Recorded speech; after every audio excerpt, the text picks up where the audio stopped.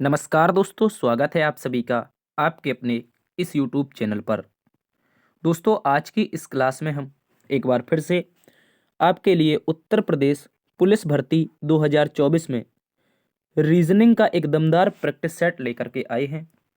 और आज का साथी हमारा प्रैक्टिस सेट नंबर रहेगा 10, यानी कि साथियों आज हम प्रैक्टिस सेट नंबर 10 के बारे में चर्चा करेंगे।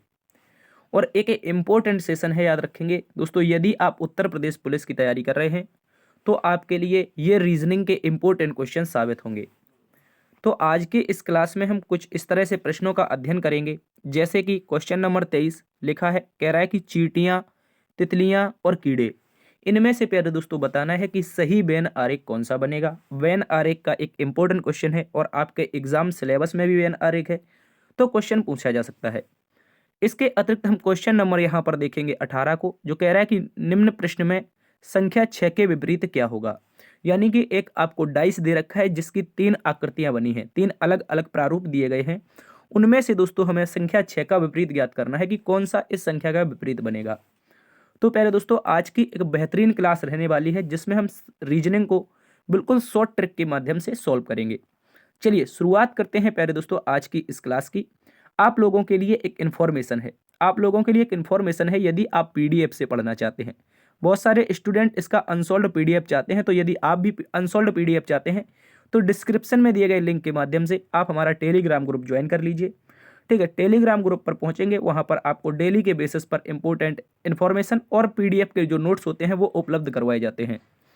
इसके अतिरिक्त साथी आप हमसे इंस्टाग्राम पर भी जुड़ सकते हैं, DS सर ऑफिशियल 13 नाम से है, और इसका डिस्क्रिप्शन में लिंक भी दिया गया है। आप चाहो तो डिस्क्रिप्शन के लिंक से टच करके डायरेक्ट इंस्टाग्राम पर पहुंच सकते हैं। और आपके लिए खुशखबरी ये है कि हमने आपके लिए उत्तर प्रदेश की प्ले लिस्ट बना दी है।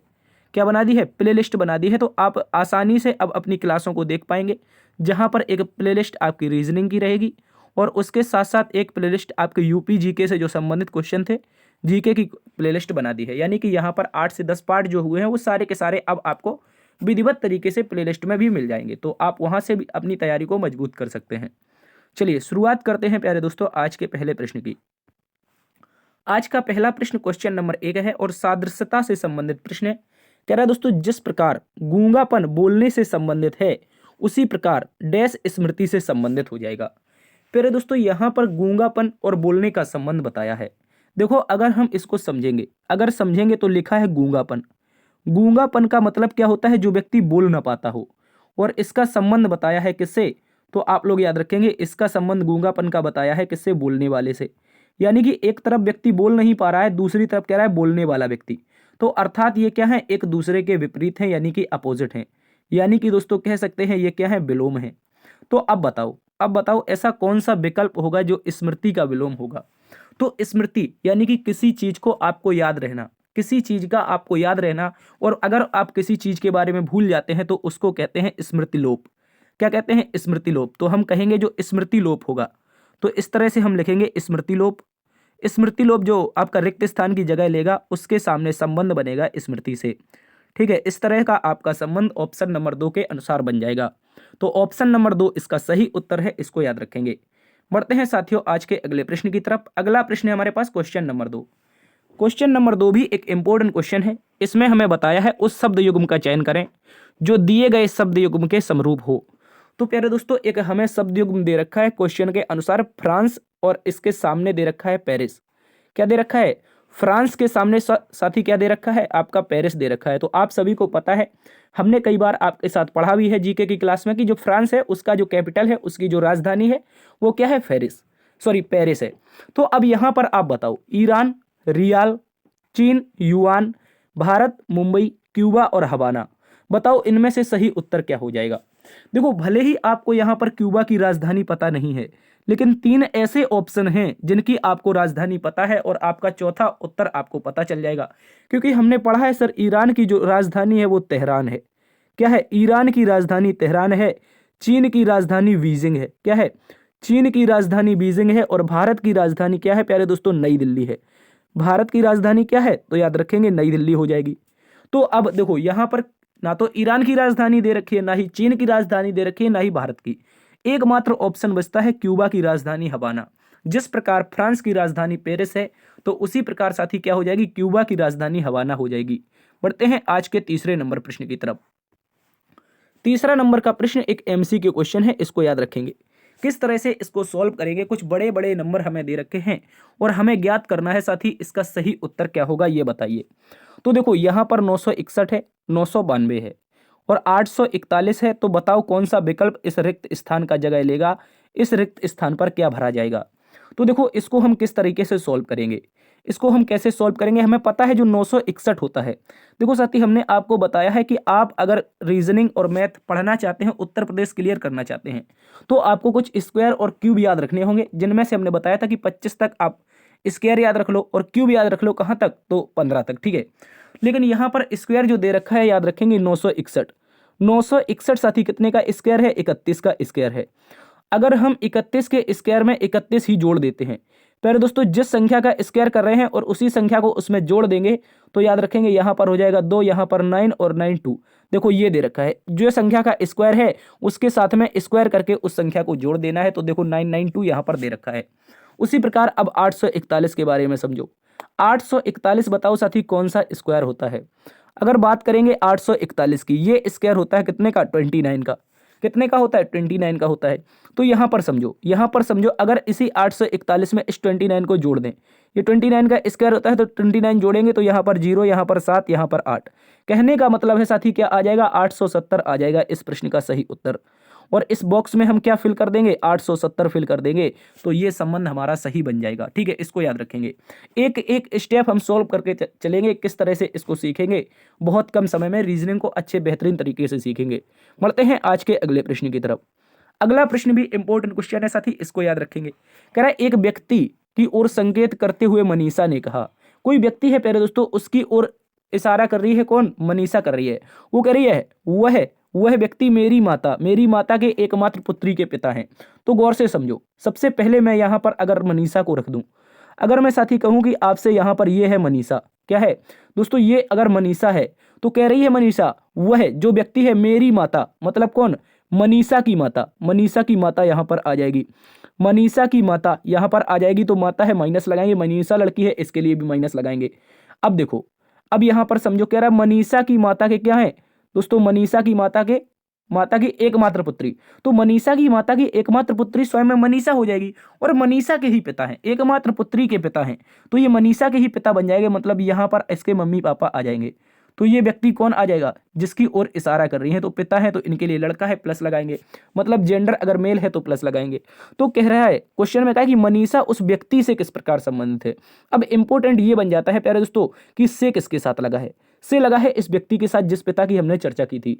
तो से पिता के साथ लगा है, पिता अपनी पुत्री को क्या कहेगा, मनीषा को, ये मेरी पुत्री है प्यारे दोस्तों, क्या कहेगा, ये मेरी पुत्री है। तो मनीषा उस व्यक्ति की क्या हो जाएगी, पुत्री हो जाएगी। इस बात को आप लोग अच्छे से याद रखेंगे। क्या आपको यह प्रश्न समझ में आया, एक बार जल्दी से थम्स अप करके बता दीजिए। बढ़ते हैं अगले प्रश्न की तरफ। अगला प्रश्न हमारे पास है क्वेश्चन नंबर 5। कह रहा है कि निम्नलिखित समीकरण का मान क्या होगा यदि डिवाइड का अर्थ यानी भाग का अर्थ जोड़ है, प्लस का अर्थ घटाव है, माइनस का अर्थ गुणा है और गुणा का अर्थ भाग है। तो देखो सबसे पहले हम क्या करते हैं, ऐसे प्रश्न में आपको याद रखना है, सबसे पहले बिना प्रतीकों के आप नंबर लिख लो। जैसे 54 है, 54 को लिख लेंगे, 6 है 6 लिख लेंगे, आगे 7 है 7 लिख लेंगे, 8 है 8 लिख लेंगे, उसके बाद 2 है तो 2 लिख लेंगे। बराबर में ज्ञात करना है कि क्या आएगा। अब देखो प्रश्न के अनुसार सारे के सारे चिन्ह बदल दो। जहां पर गुणा है, गुणा के स्थान पर भाग को रख दो, गुणा के स्थान पर भाग, माइनस के स्थान पर प्यारे दोस्तों गुणा को रख दो, माइनस के स्थान पर गुणा और भाग के स्थान पर जोड़ को रख दो। और जो जहां पर हमें जोड़ दे रखा है उसके स्थान पर क्या रखना है, जोड़ का मतलब घटाव है तो घटाव रख दो। अब बताओ इसका बोर्ड मास का प्रयोग करेंगे, ब्रैकेट डिवाइड ऑफ। तो देखो ब्रैकेट ऑफ डिवाइड, तो डिवाइड यहां पर दे रखा है 6 9 के 54 मल्टीप्लाई में 7 प्लस में 8 और माइनस में कितना हो जाएगा, 2 हो जाएगा। तो 9 7 63 क्या हो जाएगा साथी, 63 हो जाएगा। और प्लस में 8 है और माइनस में 2 है, तो 63 8 71 में से 2 जाएगा, कितना बचेगा, आप कहेंगे सर 69 69 बचेगा। कितना बचेगा, 69 यानी 69 बचेगा। देखो विकल्प नंबर 3 में दिया गया है, विकल्प नंबर 3 इसका सही उत्तर हो जाएगा। इसको आप लोग अच्छे से याद रखेंगे। चलिए चलते हैं दोस्तों आज के अगले प्रश्न की तरफ। अगला प्रश्न है दोस्तों क्वेश्चन नंबर 6 और समुच्चय से संबंधित एक अच्छा सा प्रश्न है। समुच्चय से संबंधित प्रश्न है दोस्तों, बताना है इसका सही उत्तर क्या बनेगा। कह रहा है उस विकल्प का चयन करें जिनमें संख्या उसी प्रकार संबंधित है जैसे शब्द में दिए गए, जैसे शब्द में दिए गए संबंध में संख्याओं का युग्म दिखाया गया है। देखो ये संख्याओं का युग्म दिखाया गया है, इस प्रकार से विकल्प को चुनना है। ये संबंध हमें बताना है कौन से विकल्प का बनेगा। देखो सबसे पहले साथी आपको देखना पड़ेगा, ये 23 लिखा है, ये क्या लिखा है, सबसे पहले 23 लिखा है, आगे लिखा है 115 और आगे लिखा है 207। क्या लिखा है 207। तो क्या हम 23, 115, 207 में संबंध बता सकते हैं? तो आप कहेंगे सर बिल्कुल बता सकते हैं। अगर 23 का मल्टीप्लाई 5 कर दें तो 115 हो जाएगा, और इसी 23 का मल्टीप्लाई अगर 9 कर दें तो कितना हो जाएगा? आप कहेंगे 23 नमन्ये के 207।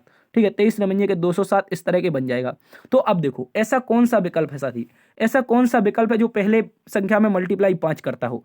8 का 5 में करेंगे तो 40 होगा, गलत हो जाएगा। 6 का 5 में करेंगे तो 30 होगा, 6 का 9 में करेंगे तो 54 होगा। तो 6 9 के 54, 6 पंचे के 30। विकल्प नंबर 2 एक तरह से सही उत्तर हो जाएगा। विकल्प नंबर 2 सही उत्तर है। देखो 6 लिखा है, उसके बाद 30 लिखा है, उसके बाद 54 लिखा है। तो 6 यहां पर करेंगे तो 6 पंचे 30 और यहां पर करेंगे तो 6 9 54। एज इट इज प्रश्न जैसा संबंध पता चला, 9 5 का गुणा, यहां पर भी 9 5 का गुणा। ठीक है, एज इट इज पता चला। तो विकल्प नंबर कौन सा हो जाएगा आपका? यहां पर हो जाएगा कितना? विकल्प नंबर 2। इसके अतिरिक्त अगर हम विकल्प नंबर 3 को भी देखते हैं साथ ही, अगर हम विकल्प नंबर 3 को भी देखते हैं तो 16 पंचे के 80 और 16 नमे के 144। यार ये भी तो संबंध बता रहा है। 16 पंचे के 80, 16 नमे के 144, आगे 21 पंचे के 5 और 21 नवन्ये के कितना हो जाएगा? 189। तो यार संबंध तो ये भी बताया रहा है, संबंध तो ये तीनों में बता रहा है। तो अब बताइए इसका लॉजिक क्या होगा? क्या ये लॉजिक नहीं है? इसको एक बार हम चेक करते हैं। आप दोस्तों इस प्रश्न को कुछ इस तरह से कर लो। देखो इस प्रश्न को कुछ इस तरह से कर लो कि यहां पर दिखलाया गया की जगह कर लो नहीं दिखलाया गया है, क्योंकि आप देख रहे हैं जो 3 विकल्प हैं दोस्तों, जो 3 विकल्प हैं वो तीनों के तीनों प्रश्न के संबंध के जैसे दिख रहे हैं, 2 3 4। जबकि विकल्प नंबर जो 1 है, विकल्प नंबर 1 है वो प्रश्न के अनुसार नहीं है, तो विकल्प नंबर 1 विषम हो जाएगा। देखो यहां पर मिस टाइपिंग कर दी है टाइपराइटर ने। आपको क्या करना है? दिखलाया नहीं गया है इस तरह से लिख लो। ठीक है, ऐसा कौन सा संबंध है जो समुच्चय के अनुसार नहीं है? तो ये विकल्प नंबर 1 आप बना लो। ठीक है, बढ़ते हैं अगले प्रश्न की तरफ। अगला प्रश्न हमारे पास क्वेश्चन नंबर 7 कह रहा है 5 शिक्षक है साथी, एक 5 शिक्षक क्या कह रहा है? एक वृत्ताकार मेज के इर्द गिर्द केंद्रोन्मुख बैठे हैं। यानी कि 5 शिक्षक हैं, एक वृत्ताकार मेज है, तो इस तरह से मैं मेज बनाऊंगा और 5 शिक्षक को बिठाऊंगा। तो पहले शिक्षक को बिठा करके इसको सॉल्व करेंगे। ठीक है, पहले शिक्षक को बिठा करके सॉल्व करेंगे, क्योंकि एक साथ 5 हम बिठा नहीं सकते। ठीक है, एक साथ 5 नहीं बिठा सकते, तो इसको समझो। कह रहा है एच जो है वो आर और एच तथा आर के बीच में टी है, और कह रहा है आर के दाएं दूसरा पी है। आर के दाईं दिशा में, प्यारे दोस्तों आर के दाईं दिशा में अगर मैं आर को यहां पर रख दूं तो दाईं दिशा तो ये बनेगी और बाईं दिशा ये बनेगी। तो आर के दाएं दूसरा कौन है? तो प्यारे दोस्तों टी है। तो पहले को छोड़ देंगे, दूसरे पर कौन आ जाएगा? आर के दाएं दूसरा टी आ जाएगा। ठीक है, क्वेश्चन में सॉरी पी है, आर के दाएं दूसरा कौन है? पी है, क्वेश्चन में कहा है। आगे कहा है टी के एकदम बाएं एच है, टी के एकदम बाएं एच है, टी के एकदम बाएं एच है। और आगे प्यारे दोस्तों हमसे क्या कहा है? एच और आर के बीच में टी है, एच और आर के बीच में कौन है? टी है। तो एच अगर मैं टी को यहां पर बना दूं, एच को यहां पर बना दूं। ठीक है, एक बार फिर से इसको समझो, एक बार फिर से इसको समझो। क्वेश्चन में कहा है टी के एकदम बाएं एच है, टी के एकदम बाएं कौन है? एच है। इस बात को समझो। तो मैं टी को अगर यहां पर बनाता हूं, कहां पर? टी को अगर मैं यहां पर बनाता हूं तो एकदम बाएं एच यहां पर आ जाएगा। अब शेष व्यक्ति कोई एक बच रहा है, जल्दी से बताओ शेष ऐसा कौन सा व्यक्ति है जो यहां पर बच रहा है? तो आप कहेंगे एच के बच रहा है, तो के को यहां पर रख दो। तो देखो इस तरह की हमारे पास व्यवस्था समझ में आएगी जो हमने प्रश्न के अनुसार सॉल्व करी। तो क्वेश्चन में कहा है के एकदम बाएं कौन बैठा है? के एकदम बाईं ओर। के कहां पर है? के रहा ये, के बाईं ओर कौन है? आर है। तो के बाईं ओर हमारा आर हो जाएगा। विकल्प नंबर 4 प्यारे दोस्तों इसका सही उत्तर हो जाएगा। देखो इसको एक बार आप फिर से रिवर्स करके वीडियो को देख लेना तो आपको समझ में आ जाएगा। हम बढ़ते हैं आज के अगले प्रश्न की तरफ। अगला प्रश्न इंपॉर्टेंट है, क्वेश्चन नंबर 8 कह रहा है उस अक्षर युग्म का चयन कीजिए जो निम्नलिखित श्रृंखला में प्रश्नवाचक चिन्ह को प्रतिस्थापित करेगा। जल्दी से बताओ ऐसा साथी कौन सा विकल्प है जो इसका क्या करेगा? क्वेश्चन मार्क का स्थान लेगा। तो देखो यहां पर अगर हम देखें तो ए से सी है, सी से ई है, ई से जी है, जी से कौन हो जाएगा? तो आप बताओ। तो पहले अगर लॉजिक की चर्चा करेंगे तो ए से सी मतलब क्या हुआ है? +2 हुआ है। उसके बाद देखेंगे सी से ई तो फिर से +2 हुआ है, और आगे देखेंगे सी से जी तो फिर से +2 हुआ है। तो अगली बार जी में +2 कर देंगे तो आई आ जाएगा, जी में +2 कर देंगे तो आई आ जाएगा। विकल्प नंबर 4 विकल्प नंबर 1 फटाक से गलत हो जाएंगे, इस बात को याद रखेंगे। अब फिर से ऊपर चेक करो, आर से यू पर जाएंगे सर, आर से यू पर जाएंगे, आर 18 और यू 3 मतलब 3 जुड़ जाएगा तो यू 21 पर आ जाएगा। उसके बाद यू से हम जाएंगे एक्स पर, एक्स पर जाएंगे मतलब 21 3 24, एक्स का स्थान क्या होता है 24 होता है। आगे देखेंगे सर एक दे रखा है, देखो 24 में अगर 3 जोड़ेंगे या तो 27 होगा, लेकिन लेटर तो वर्णमाला में कितने होते हैं 26, तो 27वें नंबर पर आपका ए आ जाएगा।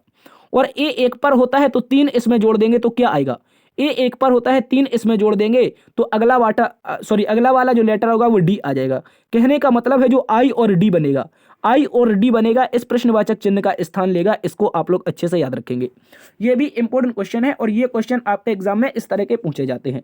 बढ़ते हैं अगले प्रश्न की तरफ। अगला प्रश्न प्यारे दोस्तों क्वेश्चन नंबर 9 है। क्वेश्चन नंबर 9 एक इंपॉर्टेंट क्वेश्चन है, इसको आप वेरी वेरी इंपॉर्टेंट लगाओ, VVIMP लगाओ, क्योंकि इसमें हमें क्या बताना है, डेट बताना है। और डेट बताना है, इसके लिए मैं एक ट्रिक बताऊंगा आपको।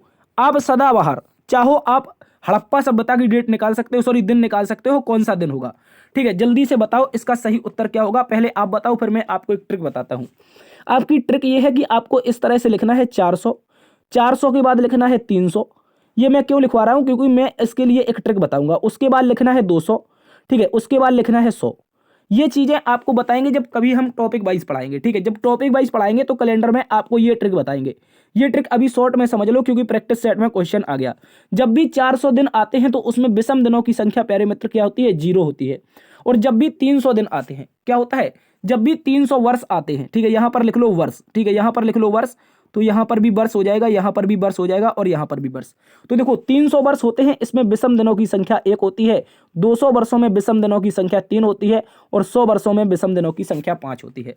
बस इतनी सी बात याद रख लो, इसका इसी के माध्यम से हम क्या बना देंगे, ट्रिक बना देंगे दोस्त। क्या बना देंगे, ट्रिक बना देंगे, इसको याद रखेंगे। अब अपना बर्थडे निकाल सकते हो कि आप किस दिन पैदा हुए थे। ठीक है, देखो कह रहा है 26 जनवरी 2012 को सप्ताह का कौन सा दिन होगा। अभी तक हमसे ऐसे क्वेश्चन पूछता था कि अगर आज मंगलवार है तो आज से फलानी तारीख को कौन सा दिन होगा, तो हम बता देते थे। लेकिन अब तो सीधा पूछा है सर 26 जनवरी 2012 को सप्ताह का कौन सा दिन है, तो कैसे ज्ञात करेंगे। सबसे पहले आप जनवरी को काउंट करेंगे, किसको, जनवरी को। तो जनवरी में कितने दिन है, 26 दिन है, इसको याद रखेंगे। 26 दिन है तो 2012 में 26 दिन खत्म हो गए तो क्या बचा, आप कहेंगे सर 2011 बचा। अगर मैंने ये 26 दिन काउंट 2012 में कर लिए तो कितना सन बचा, आप कहेंगे सर 2011। ठीक है, कितना बचा, तो सर 2011 बचा। बस इसी 2011 में आपको खेला कर देना है। यहां पर निकाल लो रिमाइंडर कितना बच रहा है, विषम दिन कितने बच रहे हैं। तो 7 से भाग लगाएंगे, 7 या 21 और बचेगा रिमाइंडर कितना, 21 5 26, तो विषम दिन 5 आ जाएंगे। अब देखो आपको क्या करना है, मैंने ट्रिक बताई है ये वाली। आपको देखो 2011 में इसके माध्यम से तोड़ो, इसके माध्यम से अगर आप 2011 को तोड़ोगे तो सर कहोगे 4 का गुणा अगर हम 5 बार कर दें, सर 4 का गुणा 5 बार कर दें तो सॉरी 400 का गुणा 5 बार कर देंगे तो 400 पंचे कितना हो जाएगा, 2000। 2000 साल कंप्लीट हो गए तो बचे कितने, 11 साल। 11 साल में आने वाले लीप वर्ष 11 साल है, तो 11 साल में अगर हम भाग लगाएंगे कितने से, भाग लगाएंगे 4 से, तो कितनी बार जाएगा, 2 बार जाएगा। पूरी बार 2 बार जाएगा, 3 शेषफल बच जाएगा। शेषफल से मतलब नहीं है, हमें विषम जो हमारे लीप वर्ष हैं वो ज्ञात करने हैं। तो 11 में कितनी बार भाग गया, 4 का, 2 का। ठीक है, तो 2 आपके लीप वर्ष हो जाएंगे। उसके बाद बचा कुचा ये वाला रिमाइंडर यहां पर रख दो, यहां पर रख दो, आपका सही उत्तर आ जाएगा। देखो 400 का गुणा 5 में किया तो 400 में विषम दिन कितने थे, 0 थे, तो मतलब ये 0 हो गया। अब यहां पर 11 आया था, यहां पर 2 आया है और सर यहां पर 5 आया है। सभी को जोड़ लो, 7 से भाग लगा दो, 11 2 13 5 18, 11 2 13 5 18 बचेगा। तो 1 मिनट, कितना बचेगा, 11 2 13 5 18 बचेगा। 18 में 7 से भाग लगाओगे तो 7 दूनी 14, रिमाइंडर आएगा 4। अब सर इस रिमाइंडर का हम क्या करेंगे, इस रिमाइंडर का क्या करेंगे, तो ये आप एक बार समझ लो। ठीक है, ये एक बार आप समझ लो। मैं इस एक तरफ आपको कोड लिख देता हूं। संडे के बाद मंडे, मंडे के बाद ट्यूसडे, वेडनेसडे के बाद थर्सडे, क्या हो जाएगा थर्सडे, उसके बाद फ्राइडे, 1 मिनट, वहां पर क्या हो जाएगा फ्राइडे, फ्राइडे के बाद सैटरडे। तो इस तरह के कोड याद रखने हैं। जब भी 0 रिमाइंडर आए या 7 आए, संडे होता है। जब भी रिमाइंडर 1 आए, मंडे होता है। जब भी रिमाइंडर 3 आए, कितना होता है, आप कहेंगे सर ट्यूसडे। रिमाइंडर 4 आता है, ठीक है, 1 मिनट, 1 के बाद 2 आता है, यार हमने यहाँ पर गड़बड़ कर दी। ठीक है, यहाँ पर 1 के बाद 2 आता है, 2 के बाद 3 आता है, 3 के बाद 4, तो 4 रिमाइंडर आया है। दिन कौन सा होगा, TH मतलब थर्सडे। थर्सडे का मतलब प्यारे दोस्तों गुरुवार। देखो गुरुवार आ गया। अगर आप इसको बार बार प्रैक्टिस करोगे, जब इसको हम टॉपिक वाइज पढ़ाएंगे तो आपका 2 मिनट का सवाल नहीं है, ये 2-3 सेकंड का सवाल है। आप प्रैक्टिस करोगे, क्योंकि कहा है किसी कवि ने कि प्रैक्टिस मेक मैन परफेक्ट, यानी कि जो अभ्यास होता है वो आदमी को क्या बनाता है, एक सक्सेसफुल व्यक्ति बनाता है, यानी कि एक सफल व्यक्ति बनाता है। ठीक है, तो आप इसकी क्वेश्चनों की बार बार प्रैक्टिस करोगे इसी लॉजिक से। देखो वर्षों को कुछ इस तरह तोड़ लोगे। यदि 1800 दे रखा है, अगर पूछ ले 1800 और यही 26 तारीख हो तो देखो रिमाइंडर यहाँ पर 5 आया है, 5 रख देंगे, ठीक है, 5 रख देंगे। 1800 में 400 से गुणा लगो कितने बार जाएगा, तो आप कहेंगे 4 बार, तो 1600 खत्म, 0 हो गया। 200 बचेंगे, 200 में कितने कर दोगे, 2, ठीक है। उसके बाद क्या बचेगा, 11 बचेगा, सॉरी यहाँ पर कुछ नहीं बचा है, तो 1800 का पूछा था, 1800 का 26 जनवरी था, तो यहाँ पर क्या बचेगा आपका, ठीक है। इसको आप लोग अगर बार बार प्रैक्टिस करोगे तो समझ में आ जाएगा। अगर मैं यहीं पर कह दूं, देखो आपको समझा देता हूं, एक बार मैं आपको समझा देता हूं। यहां पर मैं लिख दूं 1812, क्या लिख दूं साथी, यहां पर लिख दूं 1812, तो क्या आप डेट बता सकते हो, यही डेट तो बतानी है। 1800 में अभी हमने बताया 400 में 1600 कर लेंगे तो 0 हो जाएगा।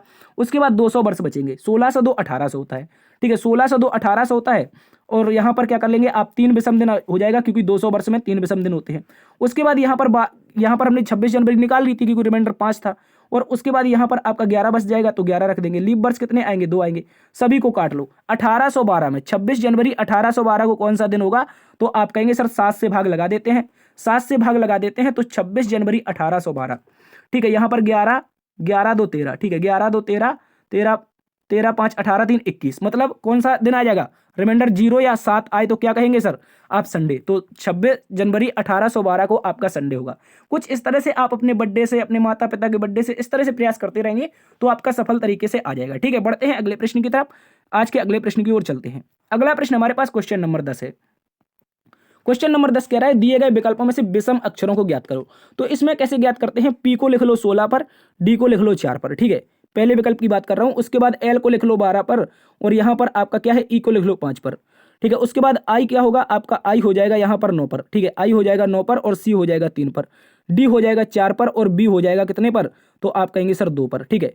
पी था 16 और डी था 4, इस तरह से देखो, इस तरह से डी था 4, इसको यहां से हम हटा देते। अब बताओ इसमें विषम कौन सा हो जाएगा, इसमें दोस्त विषम कौन सा हो जाएगा, इसको आप लोग बताओ, इसको बताओ जल्दी, इसका विषम क्या बनेगा। तो अगर यहां पर देखेंगे, देखो 12 का अंतर है, ठीक है, यहां पर देखेंगे 7 का अंतर है, यहां पर देखेंगे 6 का अंतर है, और यहां पर देखेंगे 2 का अंतर है, ठीक है, इस तरह से। अब बताओ इसका विषम उत्तर क्या होगा, जल्दी से कमेंट बॉक्स में बताओ। देखो दोस्तों यहां पर एक बात समझो, ये 12 जो अंतर आया है ये कैसा है, सम अंतर है। यहां पर अंतर 6 आया है, ये भी सम अंतर है।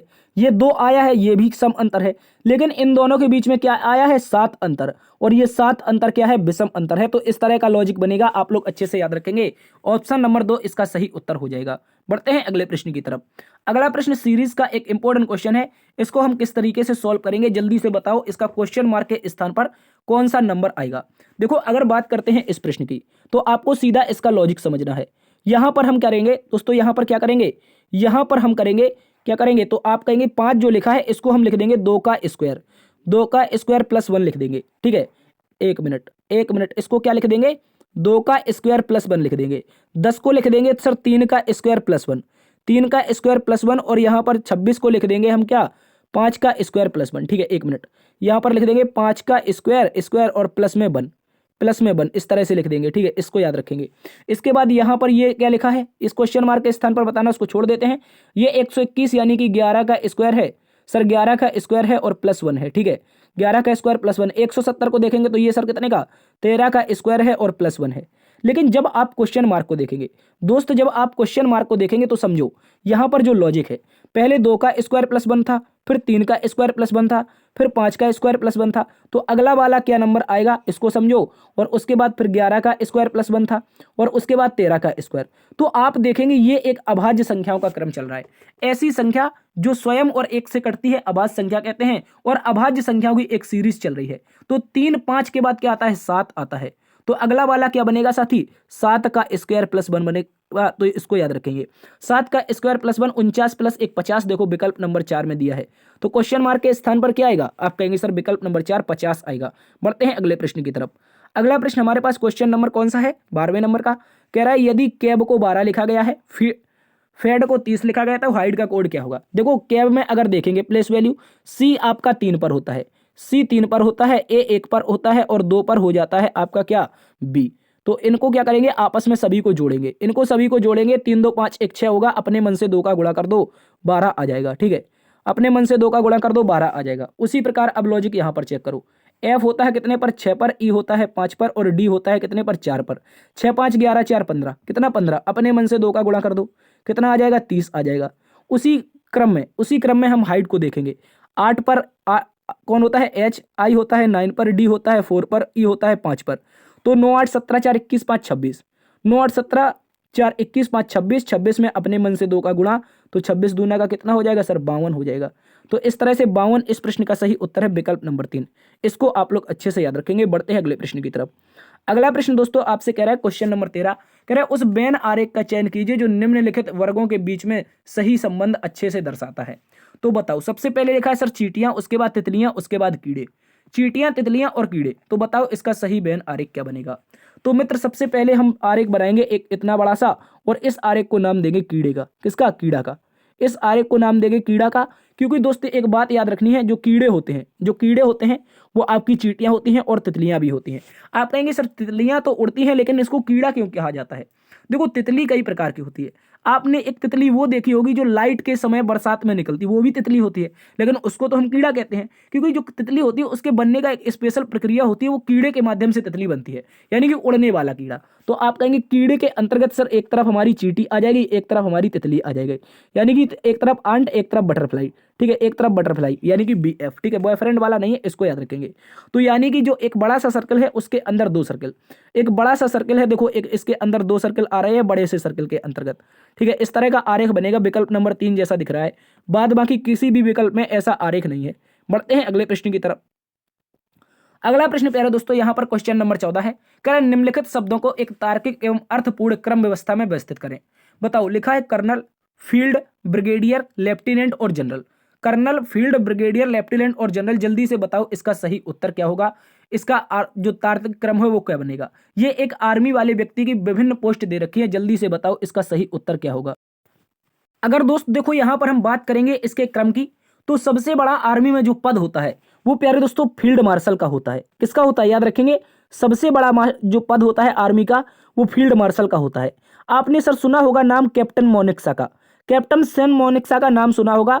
तो 2 नंबर विकल्प से इसकी शुरुआत होगी। वो भारत के पहले फील्ड मार्शल थे, और उन्हीं के नाम से ही भारत में क्या बना है, फील्ड मार्शल का पद बना है, क्योंकि इससे पहले कोई फील्ड मार्शल का पद नहीं हुआ करता था।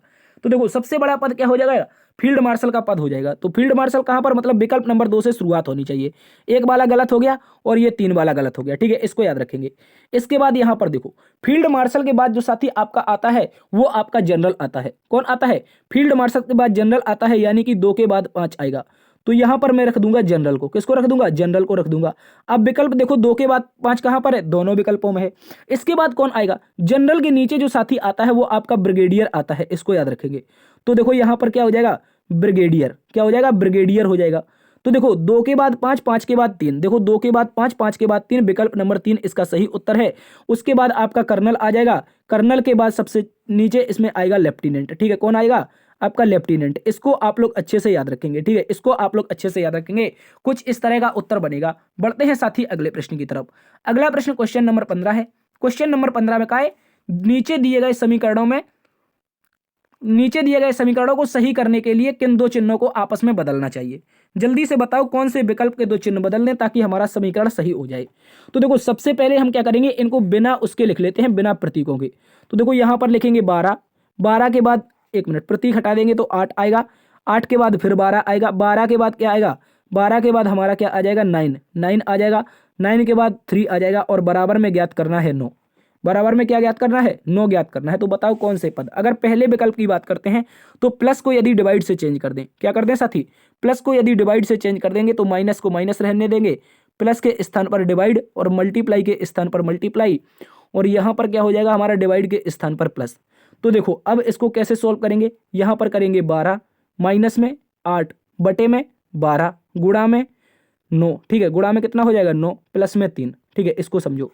तो इसके बाद अब क्या करेंगे, यहां पर काट देंगे, 4 दूने 8, 4 तिया 12, 3 से काटेंगे कितना हो जाएगा, 3 से काटेंगे 3 त्रिका के 9, मल्टीप्लाई में 3 दूनी 6 हो जाएगा माइनस का, और 12 3 15 हो जाएगा। ठीक है, 12 और माइनस का 9, 3 दूनी 1 मिनट 3 दूनी कितना होगा, ये वाला कौन सा होगा, 3 दूनी की 6 होगा। ठीक है, 9 नहीं होगा यार, 3 दूनी 6 होगा, और प्लस में हो जाएगा कितना, तो आप कहेंगे 3। अब देखो यहाँ पर अब आपको क्या देखना है, प्लस प्लस वाले पहले जोड़ लो, 12 3 15, 15 में से 6 घटा दोगे तो कितना आएगा सर, 9 आ जाएगा। विकल्प नंबर 1 से ही इसका सही उत्तर आ रहा है। तो प्लस को अगर भाग के स्थान पर बदल दिया जाए साथी तो इसका सही उत्तर आ जाएगा, इसको याद रखेंगे। बढ़ते हैं अगले प्रश्न की तरफ। Question number 15। Question number 15 calendar का एक इंपॉर्टेंट क्वेश्चन है, कह रहा है अगर 1 जनवरी 2017 को रविवार था तो 31 दिसंबर 2017 को कौन सा दिन होगा।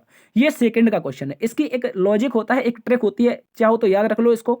यदि 1 जनवरी को किसी वर्ष में अगर 1 जनवरी को याद रखो, किसी वर्ष में अगर 1 जनवरी को क्या है, मंगलवार है, 1 जनवरी को अगर मंगलवार है, मैं इस तरह से रखता हूं, अगर 1 जनवरी को किसी वर्ष में मंगलवार है, अगर वो वर्ष आपका लीप वर्ष नहीं है तो उसका 31 दिसंबर क्या बनेगा, 31 दिसंबर साथी बनेगा मंगलवार। ठीक है, 31 दिसंबर क्या बनेगा, मंगलवार ही बनेगा अगर वो लीप वर्ष नहीं है।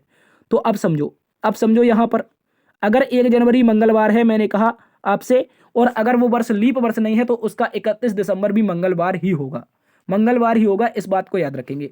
तो अब देखो यहां पर 1 जनवरी 2017 क्या है, रविवार है। 2017 आपका लीप वर्ष तो है नहीं, तो आप कहेंगे 31 दिसंबर 2017 क्या होगा, रविवार होगा। तो विकल्प नंबर 3 इसका सही उत्तर है। 1 सेकंड का उत्तर है, इसको याद रखेंगे। बढ़ते हैं अगले प्रश्न की तरफ। अगला प्रश्न प्यारे दोस्तों हमारे पास कथन निष्कर्ष से संबंधित क्वेश्चन है, इसको याद रखेंगे। कह रहे सभी बोतलें क्या है प्यारे दोस्तों, बैग हैं। जितनी भी बोतल है वो क्या है, आप कहेंगे सारी की सारी बोतल हमारी क्या बन जाएगी साथी, बैग बन जाएगी। 1 मिनट, क्या बन जाएगी, सभी की सभी बोतल क्या बनेगी, बैग बनेगी। इस बात को याद रखेंगे। तो मैं यहाँ पर क्या बना दूंगा, सभी बोतल को बैग बना दूंगा। आगे का कुछ बैग पेंसिल हैं, जो कुछ बैग हैं दोस्त, जो कुछ बैग हैं इसको याद रखेंगे कि बैग का मान लीजिए मैं इतना इतना सा पार्ट ले लेता हूँ, ये क्या हो जाएगा आपका पेंसिल हो जाएगा। ये बैग का पार्ट क्या हो जाएगा, पेंसिल हो जाएगा। आगे का कुछ पेंसिल शार्पनर है, क्या कहा है, कुछ पेंसिल जो है वो शार्पनर है, तो इसको मैं पेंसिल का इतना सा पार्ट लेता हूँ, ये वाला पेंसिल का पार्ट क्या हो जाएगा, शार्पनर हो जाएगा। ठीक है, ये हो जाएगा आपका शार्पनर। 1 मिनट, इसको शार्पनर लिख देते हैं, शार्पनर। ठीक है, शार्पनर इस तरह से बन जाएगा। अब देखो निष्कर्ष पढ़ो, निष्कर्ष क्या कह रहा है। निष्कर्ष कह रहा है कुछ शार्पनर बोतल हैं, देखो शार्पनर यहाँ पर है, बोतल इतने दूर अंदर है, तो क्या इनका संबंध बता सकते हो आप। ये शार्पनर, ये बोतल, इनका संबंध कहीं दिखाई दे रहा है, आप कहेंगे नहीं दिखाई दे रहा, नहीं दिखाई दे रहा है तो गलत है। आगे कह रहा है कुछ बोतल पेंसिल हैं, कुछ बोतल क्या है, पेंसिल हैं। तो बोतल कहाँ पर है, बोतल देखो यहाँ पर है, बोतल यहाँ पर और पेंसिल यहाँ पर, इनका भी संबंध दूर दूर तक दिखाई नहीं दे रहा है। गौर से समझो मैं कहाँ पर बता रहा हूँ, पेंसिल आपकी कहाँ पर है, यहाँ पर है, पेंसिल ये है और बोतल ये है, इनका संबंध कहाँ पर बन रहा है, इतना इतना सा गैप दिखाई दे रहा है, तो ये भी दिखाई नहीं दे रहा, तो ये भी गलत है। ठीक है, याद रखेंगे बोथ आर रॉन्ग, ना तो निष्कर्ष 1 और ना ही निष्कर्ष 2 अनुसरण करते हैं। विकल्प नंबर कौन सा, आपका विकल्प नंबर 2 सही उत्तर हो जाएगा, याद रखेंगे। ऑप्शन नंबर 2 इसका सही उत्तर है, याद रखेंगे। बढ़ते हैं दोस्तों आज के अगले प्रश्न की तरफ। क्वेश्चन नंबर 18, क्वेश्चन नंबर 18 में कहा यदि ईएगर का कोड 51759 है तो कैडेट का कोड क्या होगा। देखो सबसे पहले हम लिखेंगे ईएगर को, किसको लिखेंगे, ईएगर को। तो ई हमारा कितने पर होता है सर, आप कहेंगे प्लेस वैल्यू अगर देखें तो ई 5 पर होता है, ए 1 पर होता है, जी 7 पर होता है, ई 5 पर होता है, आर 18 पर होता है। ठीक है, यहां पर कुछ इस तरह का लॉजिक बन रहा है। लेकिन दोस्त अगर आप यहां पर देखेंगे तो यहां पर कुछ नंबर तो मैच खा रहे हैं, लेकिन लास्ट वाला मैच नहीं खा रहा है। कुछ नंबर तो आपके मैच खा रहा है, शुरुआत के 4, लास्ट वाला मैच नहीं खा रहा है। मतलब क्या है, इन दोनों को आपस में जोड़ देना है, इन दोनों नंबर को आपस में जोड़ दे तो 8 1 9, तो इस तरह का बन जाएगा 51 75 और 9, 51 75 9 वही हो जाएगा। मतलब जो भी आपको लेटर दे रखे दोस्तों, याद रखना है, जो भी लेटर दे रखे उसके जो प्लेस वैल्यू आए, जो भी स्थानीय मान आए, उन स्थानीय मान के जो भी नंबर आ जाए उनको आपस में जोड़ के लिखना है। कहने का मतलब क्या है, आप इसको समझो। जैसे जो सी है वो कितने पर है, 3 पर है, ए 1 पर है, डी कितने पर है, 4 पर है, ई कितने पर है, 5 पर है, टी कितने पर होता है सर, 20 पर होता है। टी कितने पर, 20 पर होता है। कितने पर हो रहा है, 20 पर। 20 के दोनों लेटर को जोड़ दो, क्या करोगे आप, 20 के दोनों लेटर को जोड़ोगे तो कितना बनेगा, 2 बनेगा। तो इसका सही उत्तर क्या बनना चाहिए, 31 45 और क्या बनेगा, 31 45 और 2 बनना चाहिए। क्या बनना चाहिए, 31 45 और 2। देखो 31 45 ये नहीं है, 31 45 जीरो है यहाँ पर 31 45 है नहीं, 31 45 ये 7 है। देखो यार एक बात समझो, कभी कभी जिंदगी में और सवाल में ऑप्शन नहीं मिलेंगे, आपको घबराना नहीं है, आपको फिर भी बढ़ जाना है। ठीक है, तो इसको आप 2 बना लो, चाहो तो 4 नंबर को बना लो, ये इसका सही उत्तर है। ठीक है, आपको क्या करना है, 18 की जो प्लेस वैल्यू थी वो क्या थी, आप कहेंगे 18 प्लेस वैल्यू थी आर की, आर 18 के दोनों लेटर हमने जोड़ दिए, 9 आया। उसी प्रकार 20 प्लेस वैल्यू किसकी है, टी की, दोनों को जोड़ो, 2 और 0 को कितना होगा, 2 और 0 2 होगा। तो अब विकल्प नहीं है तो क्या करेंगे, आगे इसको विकल्प बनाएंगे, क्योंकि जिंदगी और सवाल में कभी कभी ऑप्शन नहीं मिलते हैं, तो आपको घबराना नहीं है। बढ़ते हैं अगले प्रश्न की तरफ। अगला प्रश्न इंपॉर्टेंट क्वेश्चन है यार, ये एसएससी सीजीएल के द्वारा बहुत टेढ़ा सा क्वेश्चन पूछा गया था, इसके लॉजिक की बात करेंगे। ये इसको आप इंपॉर्टेंट मानो अथवा ना मानो, ये एक इंपॉर्टेंट है, इसलिए मैं आपके लिए लेकर आया हूं।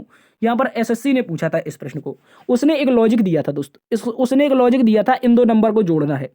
आपको क्या करना है, इन दो नंबर को जोड़ना है, इन दोनों नंबर का प्रयोग करके हमें 12 प्राप्त करना है।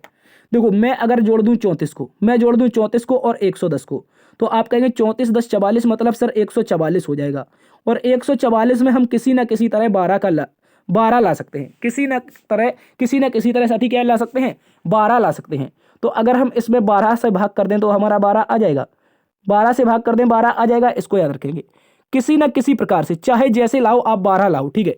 उसी प्रकार अब इन दोनों नंबरों को जोड़ना है, किसको, 35 और 48 को। सर 35 और 48 को जोड़े, सॉरी माफी चाहेंगे, 13 और 35, 13 और 35 को जोड़ेंगे, 13 और 35 को जोड़ेंगे तो सर 5 3 8 48 हो जाएगा यार, क्या हो जाएगा, 48। और 48 का प्रयोग करके आपको क्या लाना है, 6 लाना है। तो कैसे ला सकते हो, अगर 48 में हम भाग लगा दें कितने का, सर 8 का भाग लगा दे, तो 8 छंगे कितना हो जाएगा, 48। देखो ये हमारा क्या आ गया, 6 आ गया। अब इसको समझो, अब नीचे वाले का लॉजिक समझो, लॉजिक क्या है, ये यार एसएससी ने माना था, इसका वैसे तो कोई लॉजिक नहीं बन रहा है, लेकिन एसएससी ने जो माना था मैं उसको बता रहा हूं आपको। आपको क्या करना, क्वेश्चन मार्क और 60 को जोड़ लो, क्वेश्चन मार्क और 60 को जोड़ दो, तो आप कहेंगे 60 प्लस क्वेश्चन मार्क बराबर में ज्ञात क्या करना है, आपको 9 ज्ञात करना है। तो कैसे ला सकते हो, कैसे ला सकते हो 9, तो आप कहेंगे अगर मैं विकल्प नंबर 1 को देखता हूं तो 60 में अगर मैं 21 जोड़ दूंगा तो सर कितना हो जाएगा, 81 हो जाएगा। और 81 में भाग कर दूं किससे, 9 से, तो 9 में 9 के 81, तो ये 9 आ जाएगा। इसने कहा था, एसएससी ने माना था कि किसी न किसी प्रकार से आप जैसे भी लाओ, आप जैसे भी लाओ, आप पहली वाली संख्या को ज्ञात करो पीछे वाली दो संख्या को जोड़ करके। तो देखो अगर हम क्वेश्चन मार्क के स्थान पर 21 रख देंगे तो इन दोनों को जोड़ेंगे 81 होगा, भाग लगा देंगे 9 से। अब ऐसा नहीं है कि मैंने यहां से भाग 12 लगाया, यहां भी 12 लगाऊं और यहां भी 12 लगाऊं, ये ऐसा कुछ नहीं माना था उसने, सीधा सीधा माना है आपको पीछे की दो संख्या जोड़नी है, अगली वाली संख्या किसी ना किसी प्रकार से प्राप्त करनी है। तो मैंने वही लॉजिक आपको बता दिया। बढ़ते हैं अगले प्रश्न की तरफ। अगला प्रश्न प्यारे दोस्तों, क्वेश्चन नंबर 20 इंपोर्टेंट है। क्वेश्चन नंबर 20 इंपोर्टेंट है और डायरेक्शन और डिस्टेंस का क्वेश्चन है। यहां पर हमसे कहा है कि अनीता अपने घर से प्रारंभ करते दक्षिण की ओर चलती है। मैं मान लेता हूं कि यहां पर सर अनीता है, उसका घर है। मैं क्या करूंगा, यहां पर अनीता का हाउस है, यानी कि ए हाउस लिख दूंगा, ठीक है, ए हाउस लिख दूंगा। यहां पर अनीता का क्या है प्यारे दोस्तों, यहां पर अनीता का घर है, इसको मान लो, इसको अनीता को इसी के अंदर बंद कर देते हैं, ठीक है। अनीता अपने घर से चली, अपने घर से चली और 6 किलोमीटर उसने साइकिल चलाई दक्षिण की ओर। क्वेश्चन में हमसे कहा, मैं अपने मन से नहीं चला रहा हूं, ठीक है। यहां पर 6 किलोमीटर साइकिल चल गई इसकी दक्षिण की ओर। अब दोस्तों उसने कहा है फिर बाएं ओर मुड़कर, देखो यहां पर पढ़ेंगे तो लिखा है फिर बाएं ओर मुड़कर 8 किलोमीटर साइकिल चलाती है। तो बाईं ओर मुड़ेगी दोस्त, जब बाईं ओर मुड़ेगी ये 6 मीटर चलने के बाद, तो बाईं ओर दक्षिण में मुख है, कहां पर जाएगी, पूर्व की दिशा में जाएगी। और पूर्व की दिशा में जाएगी तो इसने जो डिस्टेंस तय की है वो 8 किलोमीटर है, ठीक है। कहा कि 8 किलोमीटर साइकिल चलाती है। उसके बाद कहा है वह फिर से बाएं मुड़ती है। अब देखो इसका मुख पूर्व दिशा में है और कह रहा है कि वह फिर से बाएं मुड़ती है, और बाएं मुड़ेगी तो ऊपर की ओर जाएगी, ऊपर की ओर चली गई, ठीक है। एक मिनट, यहां पर यहां से इसको कहां ले जाएंगे, ऊपर की ओर ले जाएंगे। तो ऊपर की ओर अब हमें दूरी पता नहीं है, लेकिन कहा है वह x किलोमीटर साइकिल चलाती है। स्कूल पहुंचने के लिए कितनी साइकिल चलाती है, x किलोमीटर। तो मैं यहां पर स्कूल मान लेता हूं, एक मिनट, यहां पर क्या है, इसका स्कूल है तो S4 स्कूल बना देते हैं, ठीक है। ये इसका स्कूल है और इसने ये जो डिस्टेंस तय की है वो कितनी, x किलोमीटर। क्वेश्चन के अनुसार बात करते हैं। अब कहा है दोस्तों, अब कहा है बिंदु ए उसके स्कूल के पश्चिम में है। स्कूल के पश्चिम में कौन है, बिंदु ए है। मैं रखता हूं यहां पर बिंदु ए को, ठीक है। ये ए फॉर अनीता थी, ठीक है, इसको याद रखेंगे, ये अनीता का घर था, इसमें आपको याद रखना है, ठीक है। यहां पर कहा है बिंदु ए जो है वो प्यारे दोस्तों क्या है, स्कूल के कहां पर है, तो आप कहेंगे सर बिंदु ए स्कूल के पश्चिम में है, तो बिंदु ए को मैं स्कूल के पश्चिम बना दूंगा। यहां पर स्कूल, स्कूल के पश्चिम में बिंदु ए। अब दोस्तों कहा है साथ ही उसके घर के उत्तर में 3 किलोमीटर है। अब दोस्त क्या कहा है, जो बिंदु ए है, जो बिंदु ए है वो उसके घर के उत्तर में 3 किलोमीटर है।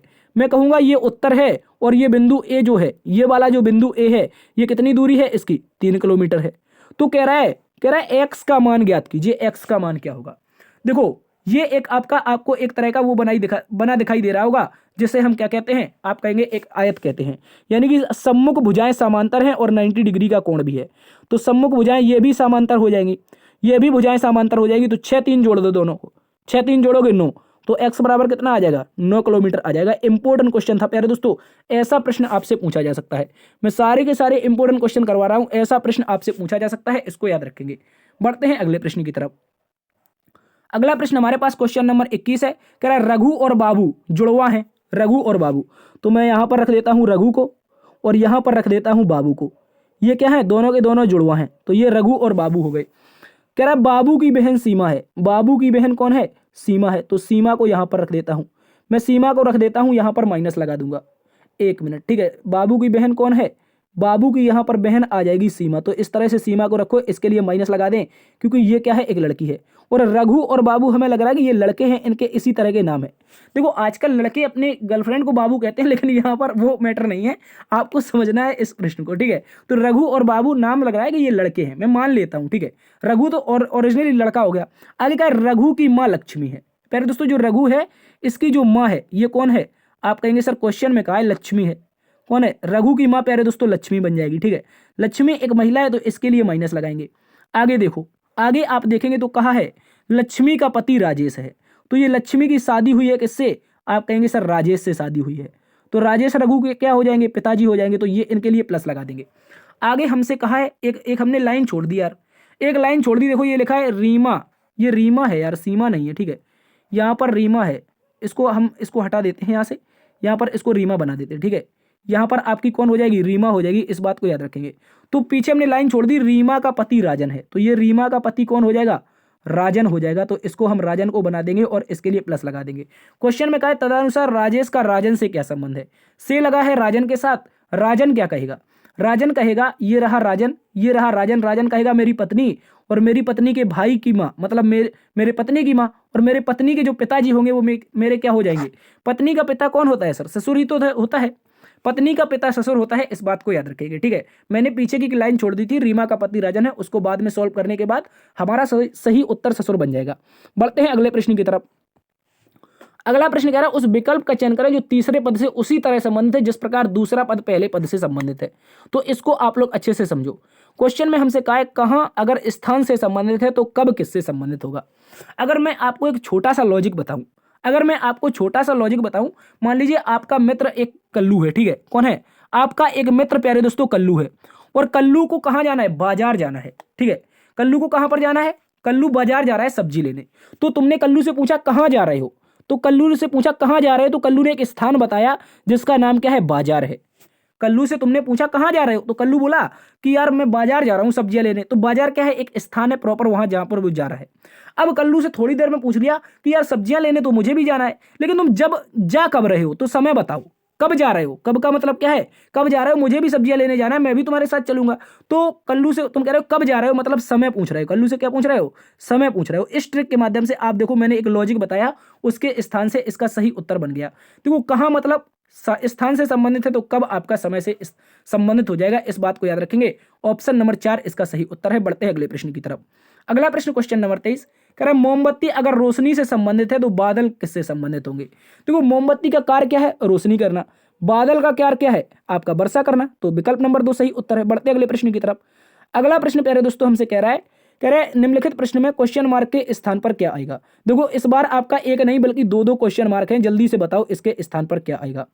तो देखो अगर मैं इसके लॉजिक की बात करूं, क्यों ना पहले 2 का संबंध पता कर लूं ताकि तीसरे का संबंध हमें अपने आप पता चल जाए।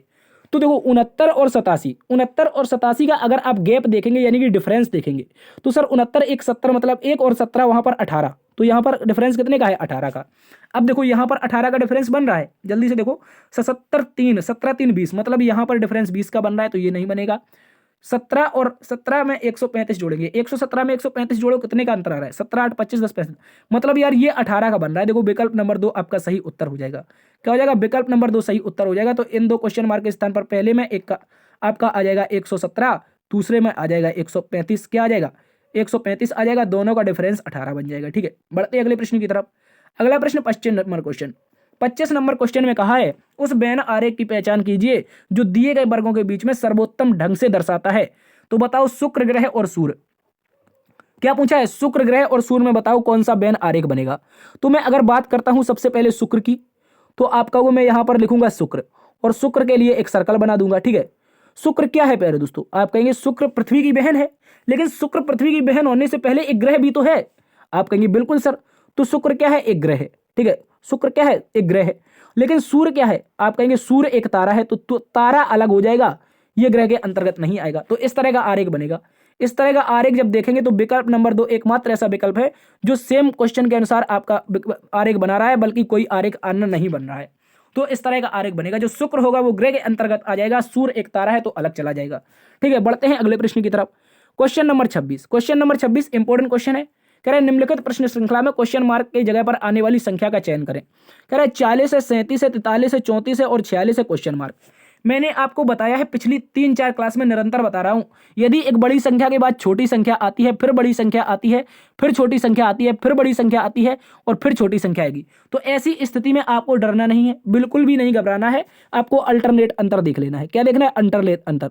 तो +3 हुआ है, फिर अल्टरनेट देखेंगे तो सर फिर से +3 हुआ है। इसके बाद फिर यहां पर देखो 37 और 34 के बीच में देखोगे तो -3 हुआ है, और 34 में अगला वाला -3 कर दोगे तो 31 आ जाएगा। क्या आ जाएगा? 31 इस प्रश्न का सही उत्तर है। मित्र याद रखेंगे ऑप्शन नंबर 1 सही उत्तर हो जाएगा। बढ़ते हैं अगले प्रश्न की तरफ। अगला प्रश्न दोस्त आपसे कह रहा है एक ही पासे की 3 अलग अलग स्थितियों में दिखाया गया है। एक जो पासा है उसको 3 अलग अलग स्थितियों में दिखाया गया है। इसका अध्ययन करें और पहचानें निम्नलिखित में से कौन सा कथन सही है। 4 कथन विकल्प के रूप में दे रखे हैं, जल्दी से बताओ इसका सही उत्तर क्या होगा। देखो साथी, अगर हम देखेंगे इसके सबसे पहले कैसे सॉल्व करेंगे। सबसे पहले एक बात याद रखनी है, इनके अगर विपरीत काउंट हम कर लें बिना किसी देरी के, अगर इनके विपरीत देख लें तो उसके बाद फिर विकल्प पढ़ेंगे, ठीक है, क्योंकि विपरीत फलक ही सभी में तो पूछ रहा है, तो इनके सबसे पहले क्या कर लें? विपरीत चेक कर लें। सर अगर विपरीत चेक करने जाएंगे तो देखो हमने बताया है जब भी एक पासे में 2 सतह समान हो तो तीसरी सतह ऑटोमेटिक क्या हो जाती है? विपरीत हो जाती है। देखो ये 2 सतह समान आ रही है पहले 2 पासों में, तो 3 के अपोजिट क्या बन जाएगा? सर 3 के अपोजिट बन जाएगा 5। क्या बन जाएगा?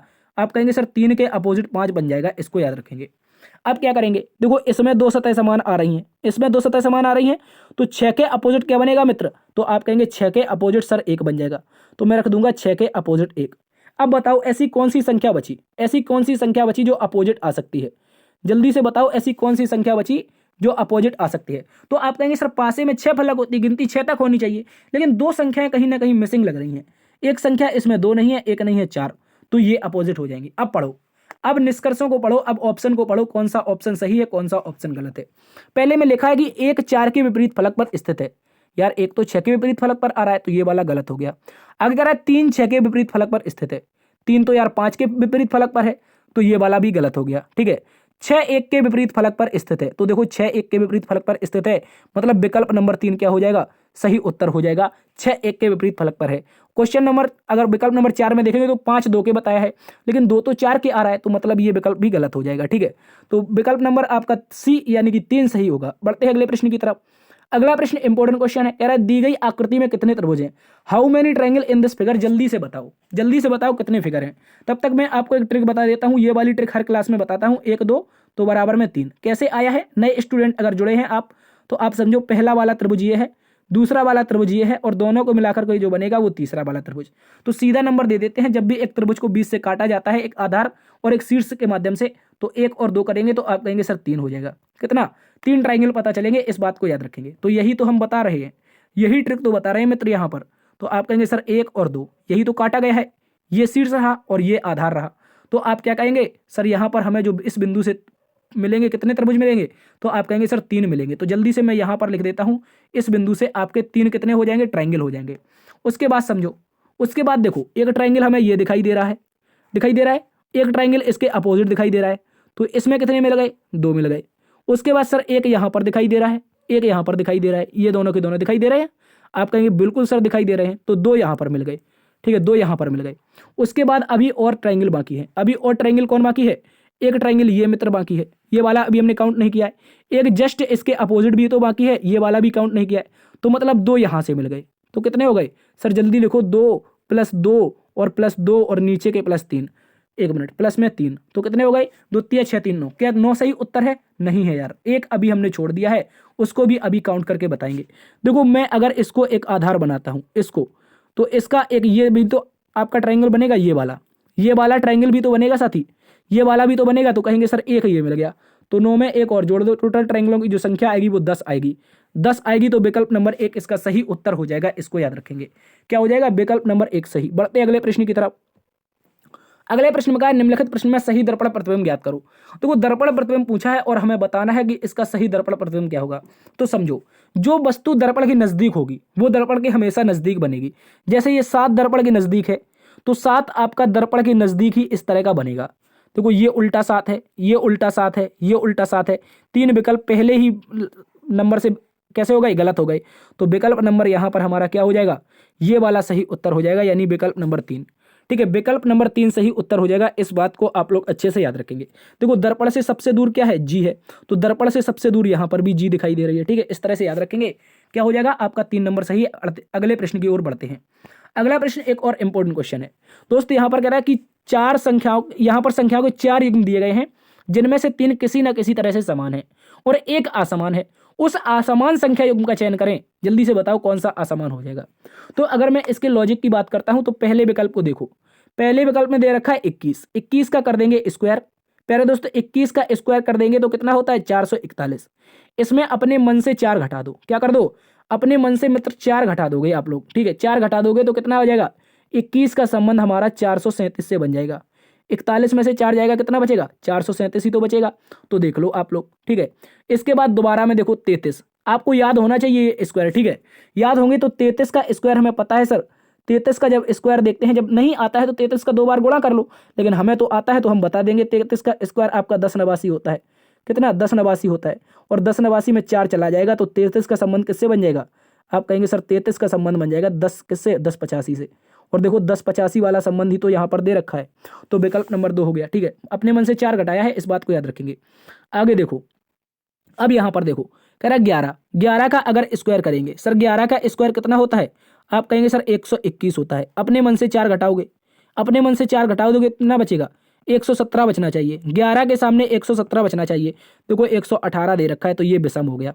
35 का स्क्वायर 1225 होता है। 1225 में 4 घटा दोगे तो देखो 1221 आ जाएगा। तो यहाँ पर स्क्वायर करके सामने 4 घटाया है, लेकिन विकल्प नंबर 3 में स्क्वायर करके केवल 3 ही घटाया है। तो विकल्प हो जाएगा आपका विषम, विकल्प नंबर 3। ठीक है, याद रखेंगे। आज की क्लास प्यारे दोस्तों यहीं पर समाप्त होती है। आशा करते हैं आज की क्लास को आपने एंजॉय किया होगा, आज की क्लास आपको पसंद आई होगी। यदि साथी क्लास पसंद आई है तो एक बार से लाइक, एक सेशन को शेयर कर दीजिए। अभी तक भी चैनल को सब्सक्राइब नहीं किए तो अभी तक अपने चैनल को सब्सक्राइब नहीं किए हैं तो आपसे निवेदन है कि इसको सब्सक्राइब कर लीजिए। देखते रहिए आपका अपना परिवार लर्न विद DS सर। मिलते हैं एक नई क्लास में, तब तक के लिए अपना ख्याल रखना। जय हिंद, जय भारत।